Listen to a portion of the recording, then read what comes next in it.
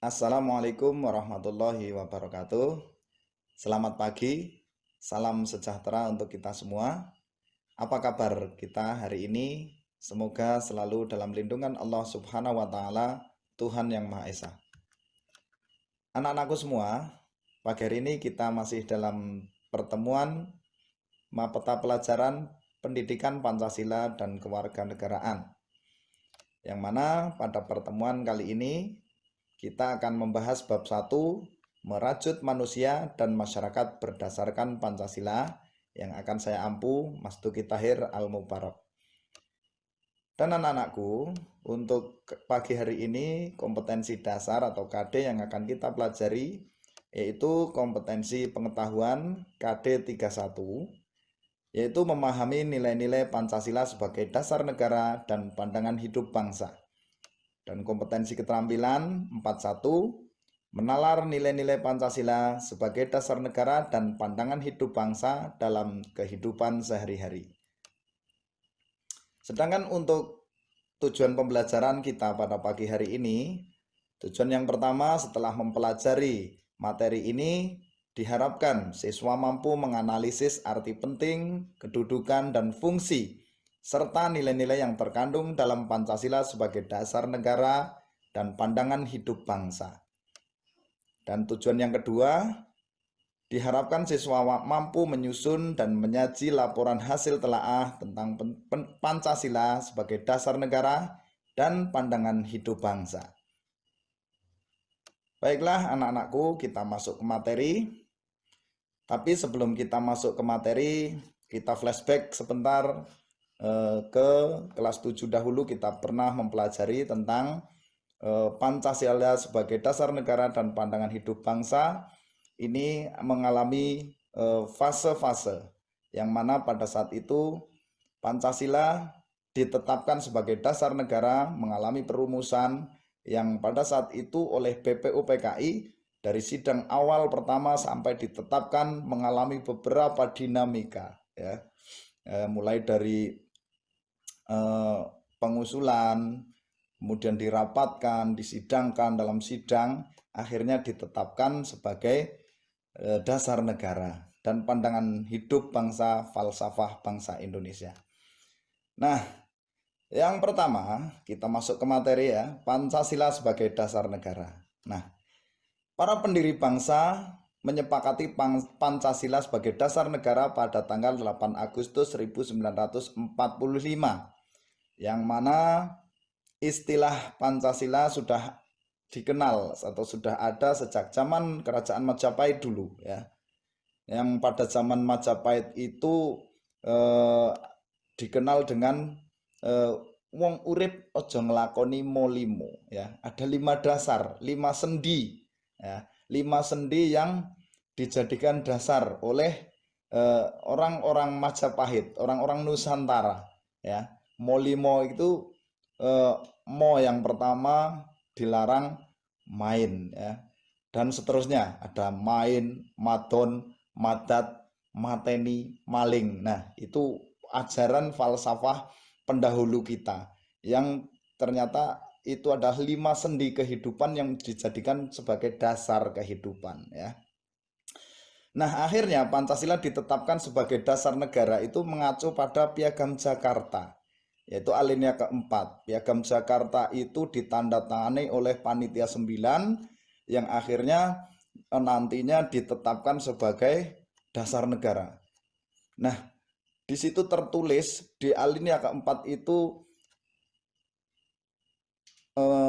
ketuhanan yang berdasarkan agama, ya. Tapi pada waktu itu dicantumkan menjalankan syariat Islam bagi pemeluk-pemeluknya. Nah, ini menjadi sebuah kontroversi, ya. Menjadi sebuah kontroversi atau pertentangan di kalangan para negarawan pada saat itu. Karena apa? Indonesia sendiri tidak terdiri dari orang-orang muslim saja. Karena ada orang-orang selain muslim, non-muslim yang menjadi warga Indonesia, yang ingin menjadi bagian dari Indonesia. Makanya ketika dasar negara yang tercantum dalam Piagam Jakarta di alinea keempat itu eh, disidangkan akhirnya diganti ya dengan sila yang pertama, yaitu ketuhanan yang Maha Esa. Nah, itu yang terdapat di sekarang pembukaan Undang-Undang Dasar 1945, yang mana sila pertama adalah ketuhanan yang Maha Esa, sila kedua adalah kemanusiaan yang adil dan beradab, sila ketiga persatuan Indonesia, sila keempat kerakyatan yang dipimpin oleh hikmat kebijaksanaan dalam permusyawaratan perwakilan, dan sila kelima adalah keadilan sosial bagi seluruh rakyat Indonesia. Itu dijadikan sebagai dasar negara Indonesia. Nah, yang kedua, Pancasila sebagai pandangan hidup bangsa.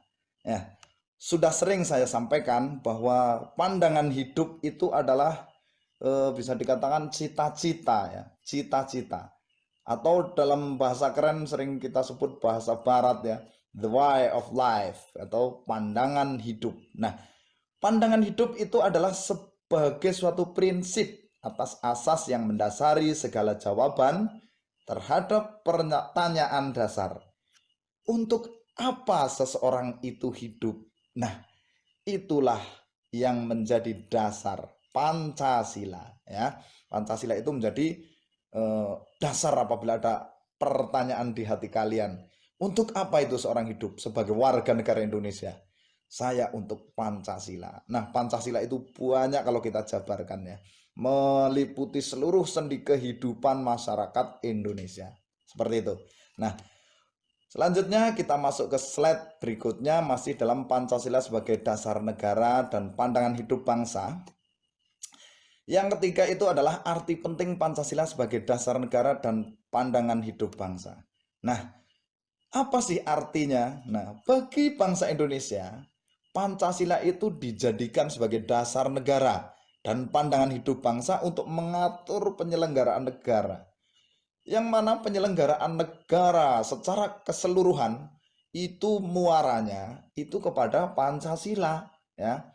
Baik itu undang-undang mulai dari yang paling bawah, peraturan daerah, lebih ke atas lagi kok ada namanya peraturan apa? Peraturan pemerintah, ada peraturan pemerintah peraturan presiden ya, dan sampai ke undang-undang, ada lagi undang-undang dasar. Ini muaranya semua mengacu kepada Pancasila ya.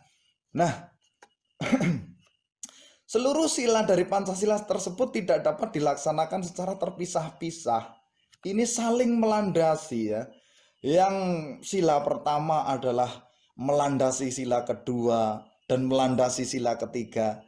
Dan begitu juga sila kedua dan ketiga harus dilandasi oleh sila pertama. Tidak bisa sila pertama ini berjalan sendiri. Kenapa?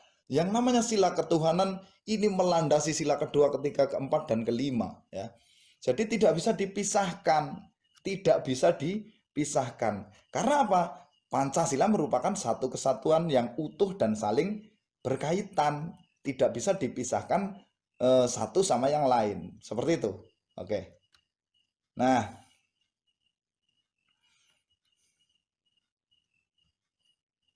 mungkin materinya cukup sekian, kita masuk ke tugas ya. Untuk tugas yang pertama, jelaskan kedudukan Pancasila sebagai dasar negara. Itu tugas yang pertama ya.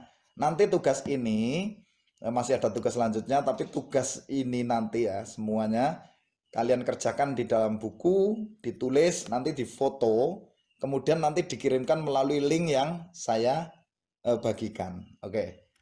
Tugas yang kedua adalah jelaskan kedudukan Pancasila sebagai pandangan hidup bangsa. Nah, terus sila yang ketiga adalah apa manfaat pandangan hidup? Nah, yang tadi kita bahas ya, yang namanya pandangan hidup adalah the way of life atau sebagai tadi cita-cita bangsa ya. Itu apa manfaatnya? Punya manfaat apa enggak? Wong nek kira-kira tidak ada pandangan hidup itu akan seperti apa itu kan ya. Terus yang keempat adalah bagaimana jika sebuah negara tidak memiliki dasar negara. Nah, ini karena apa? Dasar negara kita analogikan adalah sebuah bangunan ya.